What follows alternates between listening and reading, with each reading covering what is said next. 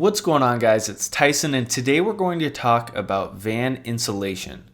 Now, I know when I first started getting into van conversions, I noticed a lot of people really getting caught up with the insulation step, getting super confused.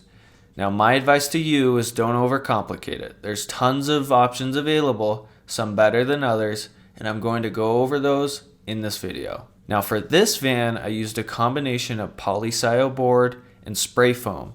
Now, I've used polysio in several different projects, different vans, trailers, campers, and the biggest reason I use it is because of the price and the R value. For the price, the polysio board is one of the highest R values. R value, if you don't already know, is a rating on how the material resists heat flow. Some other van insulation options are thinsulate, sheep wool, spray foam, reflectix, easy cool insulation, recycled denim, and fiberglass. I know, it's a lot of different options. If I had access to a full-size insulation spray foam machine, that's the route I'd take next. But since I don't have that for this project, I went with the polysio board. Now, in summary, this is what I think about all the different insulation options. If price isn't a consideration, I'd hire someone to spray foam the van, or I'd use a combination of thinsulate and easy cool insulation. In my personal opinion, the spray foam, the thinsulate, and the easy cool insulation really are the higher end, the better options as far as insulating a van. But the biggest issue with these insulation types is they can be quite a bit more expensive. Now, just to give you an idea of the price differences between thinsulate and the polysio board I used on this project, the van insulation for my van costs about $200. If I would have used thinsulate, it would have been almost 5 times that price, nearly costing me $1,000 just to insulate my van. And for this particular project, that just wasn't in the budget.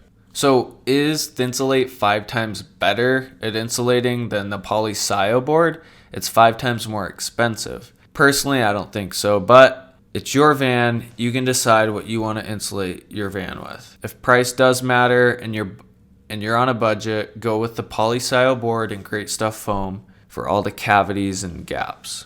Sheep wool, recycled denim, and fiberglass all insulate as well. However, I wouldn't recommend these in comparison to the options that I just discussed. Now, as far as my van insulation goes, I started out by insulating the floor. If you're thinking about not insulating your floor, even if you're in a warm climate, I highly advise against this. Floor insulation is crucial with any van build and in any climate.